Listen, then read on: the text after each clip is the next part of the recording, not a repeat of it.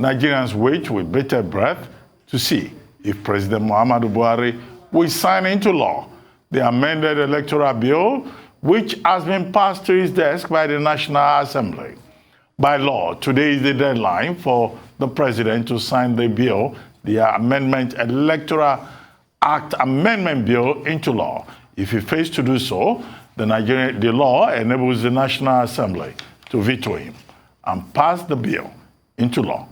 But again, many Nigerians do not think that this ninth assembly of elected lawmakers will muster enough strength or courage or confidence to do just that.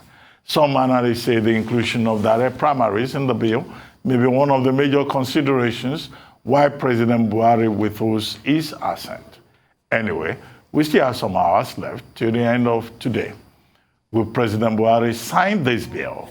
Will the National Assembly be able to veto him in passing the law? These are some of the questions on the minds of many Nigerians as the clock ticks. Mike Ozekhome, lawyer and human rights activist, senior advocate of Nigeria, now joins us to take a look at this issue. Chief Dr. Mike Ozekhome, senior advocate of Nigeria, Akpakpa Vigi of Edo State, thank you for joining us. Can you hear me? Yeah, I can hear you now. Yes, thank you very much for joining us. Well, can you put the question? Yes, what do you think? This back and forth anxiety, anticipation about whether or not the president of Nigeria, Muhammadu Buhari, would give his assent to the Electoral Act Amendment Bill that was sent to him a month ago. Within the purview of the law, the deadline expires 12 midnight, Monday morning, as it were. Do you expect anything radical to happen, or you think that Nigeria faces another rigmarole over electoral amendment? Say this very clearly. I don't believe President Buhari will assent to that bill. I want to be proven wrong for once, because all my predictions about Mr. President and this government have always come to pass. So I want for once to be proven wrong when he assents to this bill. The second point is that many people are wrong, and there shouldn't be this fear that today is the last day that the president must assent to the bill because it was sent to him on the 19th of November. People think that 19th of December completes 30 days. No. For you to know how to calculate days in an enactment or for an act to be done, you have to go to what you call the Interpretation Act, Laws of the Federation of Nigeria, 2004. Under sections 2 and 3 of the Interpretation Act, when an act is to be done, you leave out the day when the act is to be done, and you start calculating for the next day. So in law, you will start calculating from 20th of November, 2021, not from 19th of November, 2021. That is sections 2 and 3 of the Interpretation Act. More interesting is the fact that under section 15.2, section 2 and 3, then under section 15.5 of the Interpretation Act, when an event falls on a public holiday, then that day is not counted. And section 15, subsection 5 of the Interpretation Act defines a public holiday as a public holiday and also a Sunday. So even if we were to count the days from 19th of November, it will still not end today because today is a Sunday and it has fallen on a Sunday. So it is the next available working day, which is tomorrow, Monday, 20th December 2021, that the law requires that Mr. President must assent to the bill, the electoral bill, to become an act as amended.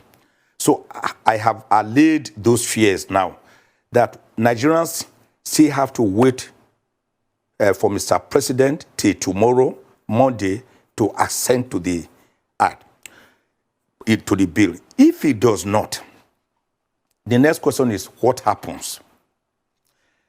You have to go to sections 58 and 59 of the Constitution, and also section 4. Section 4 of the Constitution gives the legislative powers of the country, of the nation, to the National Assembly, which is bicameral, made up of the Senate of 109 senators and the House of Representatives of 360 members. The Senate President is the chairman of the National Assembly, where they have a joint sitting. And that section 4, sorry if I said section 5, I mean section 4, that section 4 gives the National Assembly powers to make laws for the peace, order, and good governance of Nigeria. It didn't say for the disunity or for the insecurity or for the mismanagement of the country. It said for the peace, order, and good government of Nigeria.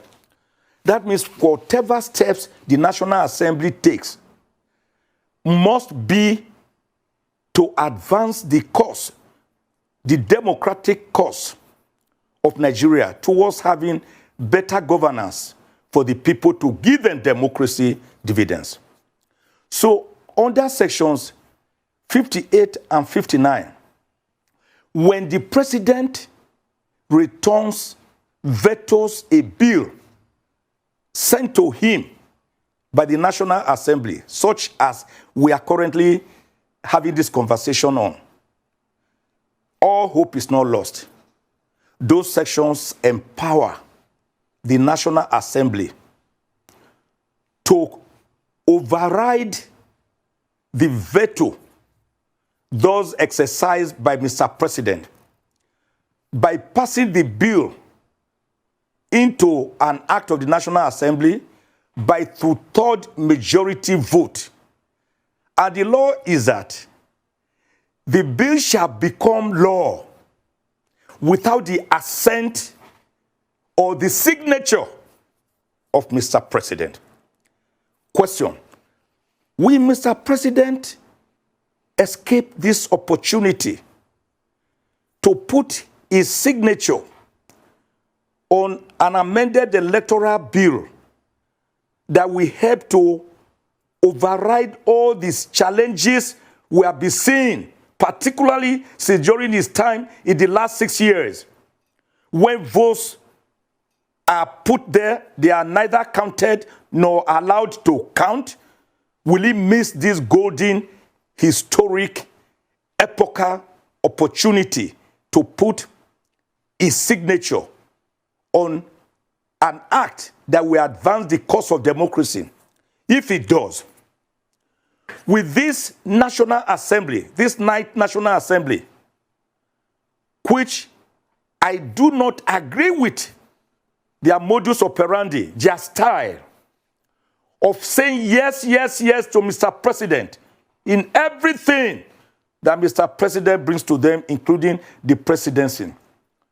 Every borrowing, yes, sir, Mr. President, go and borrow. Everything, yes, sir, Mr. President, go ahead.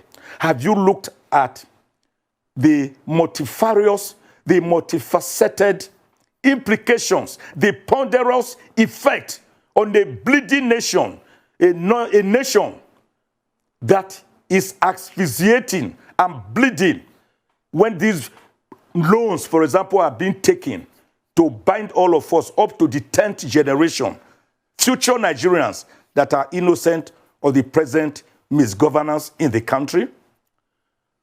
I therefore want to believe that tomorrow, being the last day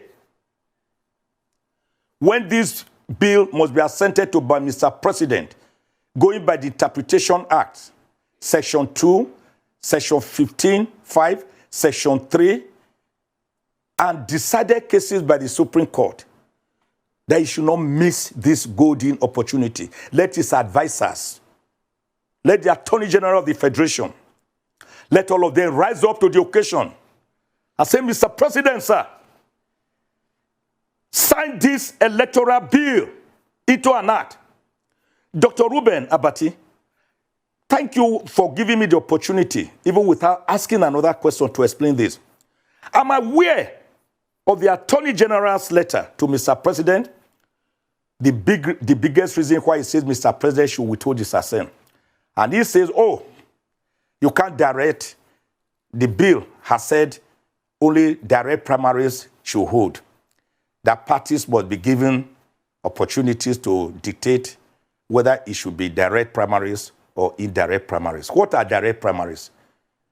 Let Nigerians know this. Direct primaries simply mean that members of a political party, and the political party is the vessel which is recognized by the Constitution to midwife our elected representatives, because we do not have independent candidature. They are saying, let members of the party vote for the person who is going to represent them, who will now be put forward as a candidate for the election. That's the meaning of direct primaries. Is general, overall, omnibus, adult suffrage within that political party. But indirect primaries means that some people, it's more or less like the collegiate system in America, which a lot of people have criticized as being not democratic, because you will see a situation where Hillary Clinton beat the former president by more than 4 million popular votes. Yet, because she did not have enough electoral college votes, she was said to have been defeated by the last president, who was himself removed by Joe Biden. So, indirect means that some governors, as we have seen them do again and again, some of them will quickly appoint 250 personal assistants, special advisors. One governor, on one occasion, appointed over 500. All those his appointees, people who are his minions, people who are his acolytes, people who are his stooges, are the ones who will now go to Eagle Square to go and elect candidates that will stand for the next election. So the electoral bill say no. Allow the people who own this political party, whether APC, PDP, Zenith, Labour Party, by whatever name, let them decide who their candidates should be. What is the crime in such an amendment? And then his argument was that, oh, you see, it means that the constitutions of the political parties, they may now have to amend it. So what? Parties again and again from time to time amend their constitutions. Who says their constitutions were written on Hammurabi tablet that are inerasable, that cannot be amended, that cannot be tinkered with, that cannot be altered? Okay. To me, with all respect, that argument is a non sequitur. It does not fly at all. It begs the question. It is illogical. And then, remember, Dr. Reuben, yes, that this electoral bill amendment is where we have electronic voting, or rather electronic transfer, or transfer of votes electronically. Don't forget that the presidency had been against it. Auntie Anne came out and said, hello, you can't take Panadol for my headache. You cannot weep more than the bereaved. We are the people conducting elections. Why are you telling us that we cannot conduct elections across the country because some areas may not have a network? We have done it again and again. Every area in Nigeria has network. In their position paper this year, in January, and next say, excuse me, we can carry out this election electronically through advocacy of many Nigerians, human rights groups, NGOs, my humble self. We were able to tell the Senate, please include this electronic transfer of votes in the electoral bill. That was how Nigerians forced them to include electronic. So are you going to do away with that? Something I had advocated for and condemned in 2018, before the February 2019 Presidential and National Assembly elections, that Mr. President was wrong not to have accepted to that electoral bill as amended. Why are we afraid of this electoral bill, the amendments? By the way, if you feel that direct primaries, you do not like them, let Mr. President first append his signature to the bill. Then the executive can mount pressure. The National Assembly can still go back to the drawing board later and amend the Act of Parliament. It is still subject to amendment under Section 4 of the Constitution.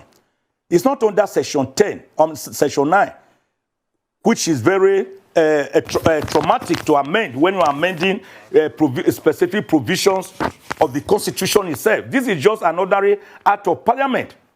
So the National Assembly can always amend it. But for all it represents now, warts and all, hook, line, and sinker, root and branches, let Mr. President demonstrate statesmanliness.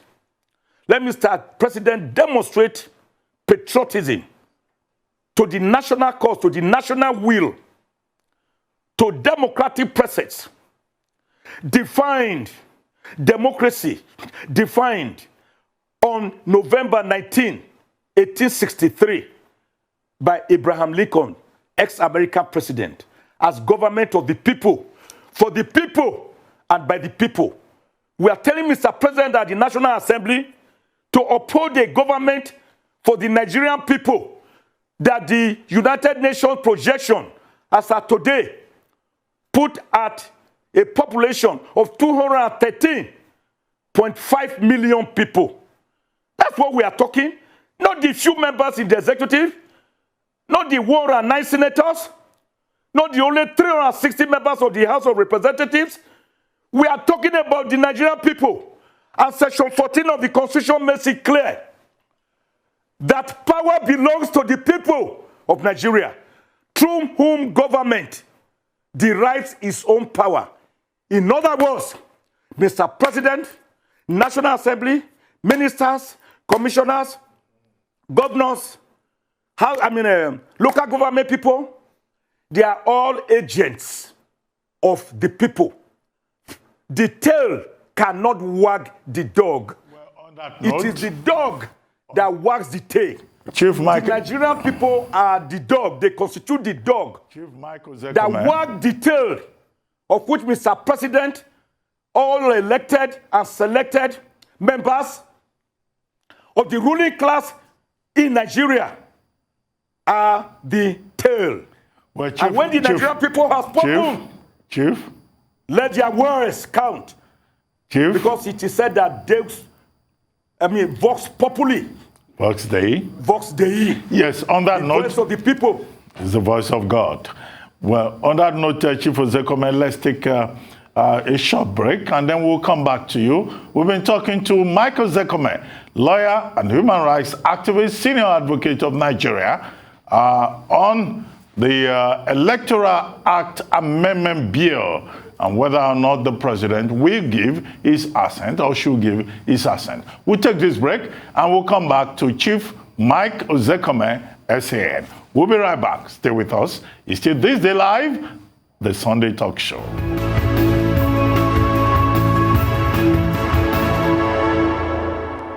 Welcome back to This Day Live, the Sunday talk show here on the Arise News channel. We're still talking to Mike Ozekhome, lawyer, human rights activist, senior advocate of Nigeria, the Akpakpa Viki of Edo State. Thank you for staying with us. Edo land, not state, the entire land. Okay, I like that. Well, Chief Ozekhome. Edo land extends up to Republic of Benue, Republic of Benin, up to Onitsha, up to Roboland, up to parts of Ondo. Okay. Edo land is very big, up to Lagos, Eko. Okay, I like this about territoriality. But very quickly, let's go back to what we were saying. I'd like you to provide a summary. You're saying invariably that the president is obliged to sign that Electoral Act Amendment bill, because you say he has a golden, historic, and special opportunity to do so. If he fails to do so, what would be your advice to the National Assembly? And after providing your response by way of summary in that regard, the other question I would like to ask you was the subject of discussion with our former guest, the guest before you, our first guest on this program today, about police reform. Would 20% salary increase go far enough? And then a subject you have always commented upon, state police. Is that the solution? Would, just attending to welfare on a piecemeal basis serve the purpose? Quickly. Well, my take on this is that if Mr. President, not when Mr. President, if a probability refuses to assent the bill by tomorrow, Monday, the 20th of December, 2021, which is actually the last day, not today, Sunday, the 19th, as many people erroneously thought. The National Assembly should do the needful. They should show for once that they can break away from the asphyxiating shackles of the president and the presidency, that they can possess enough strong balls to say no to Mr. President, that they should make their decision bipartisan. They should forget about the fact that APC has majority in the National Assembly, while PDP, the opposition party, has fewer members, and the Young Labour Party, and maybe one or two other parties. They should know that this is about Nigeria and the Nigerian nation. They should know that this is not about the National Assembly or President Buhari, that in about 1.5 years' time, Mr. President will go. People, let them find out. Nigerians are still saying that the 8th National Assembly was the best we have had so far in terms of facing up to tyrannical acts of the executives. Since the time of Dr. Nnamdi Azikiwe, who was the first president of the Senate, followed by Dr. Nwafo Urizu, the man who was here, the Nzogu Chukwuma-led military purge of January 15, 1966. They should know that most Nigerians believe that the present National Assembly is not only a toothless bulldog that cannot bite, that it cannot even bite back once Mr. President manifests. They should discard this odious, obnoxious perception of them, because they have a future. Individual names, collective names, posterity, history that writes everything we do has been writing for them in the last 2.5 years. What will they do tomorrow if Mr. President refuses to accept the bill? My answer is simple. Override Mr. President's veto and pass the bill into an act of parliament under sections 58 and 59 of the Constitution, deriving your powers from section 4 of the Constitution, because as propounded as far back as 1748 by Baron de Montesquieu, the great French philosopher and theorist or theoretician, the executive, the legislature, and the judiciary are different, and they must be separated one from the other with checks and balances, so that there will be no autocracy or dictatorship, because power corrupts, and absolute power corrupts absolutely. So, National Assembly, go ahead tomorrow, override the veto, but Mr. President, sir, on my bended knees, Mr. President, sir, watch me, I'm bowing for you with great respect and reverence, and I'm even kneeling for you. Assent to this amended Electoral Act, sir. And Nigerians will be happy with you. I will write. I will come again on television and praise you. Damn the consequences. And heavens, the heavens will not fall. If they were to fall, the heavens will fall on all of us. So don't be afraid. It's a journey for all of us. It's not a Ben Johnson's or an Hussein Bolt's 100 meters quick dash race of less than 10 seconds. Sir, it is a marathon race. Nigerians are watching, both the living and future generations. That is my take on that. On the other issue, concerning the 20% increase on the salaries of policemen, what can one say about this country, about Nigeria? The light I pay for has increased by about 350% to 500%, even where there's no light, because the private power holding companies are bleeding Nigerians. And nobody can complain. Nobody complains because the government itself is flat-footed, it's helpless. They carry the money and go to foreign countries that they make from us on a daily basis. So when you talk about 20% increase to salary, the first question you have to ask, what was the salary? Was it a living wage? The Constitution of Nigeria, under Chapter 2, provides that every worker must be provided a living wage. Let me tell you, Ruben Abati, I know the salary of police officers. I can tell you, my security man and my cleaners, they receive more than a police officer who is carrying a gun. A person carrying a gun with extra bullets, you are paying him a non-living wage. He's already an angry Nigerian. That is why it stops you and I at roadblocks with a mount artificially to extort money from us. An act I have always condemned, I will continue to condemn, because nobody forces you to join the force. You join voluntarily. And the legal maxim is voluntary non-fit injuria. Where you have agreed to do something, you have subjected yourself to do something, then you cannot complain of any injury or damage being done to you. So if you have decided to be a soldier or a policeman or a nurse or a doctor or a lawyer or a carpenter or a vulcanizer or a shoemaker or an engineer, then stay in your own corner. Don't complain because another professional is doing better than you. That 20% begs the question.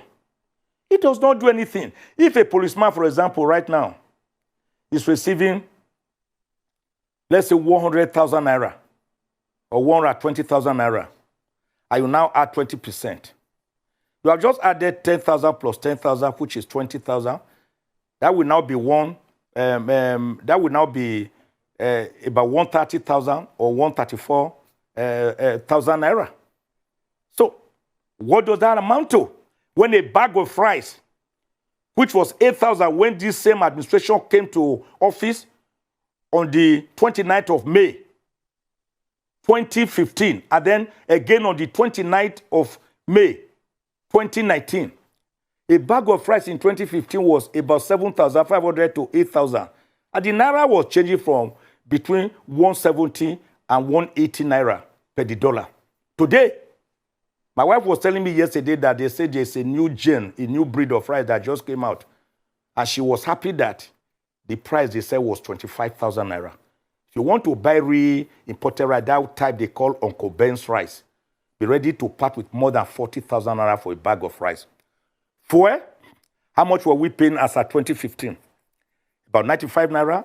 Today, at more than 165 naira, the government is still threatening to remove fuel subsidy. Fuel subsidy, which the main participants of this government had closed down Abuja and Lagos in Operation Close Down Nigeria, on the ground that there was nothing like removal of fuel subsidy. So the subsidies they have removed already up to 2 or 3 times, and they are still threatening a third or fourth one. So where did it come from? So when you have a government of contradictions who does not remember the past, what he said before in the past, like the Bourbons of European history, that forgot nothing and remembered nothing, then there is a problem there. There's definitely a problem. So the 20% does nothing. And that makes me to say that beyond increase in salary, the federal government should begin to think during this constitutional amendment, and the National Assembly should listen to me carefully, bring about state police. I don't know why you people are afraid of state police. So people argue that state governors will misuse them. I ask you the question. Is the federal government not misusing the police under section 214 and 215 of the Constitution because they are the owners?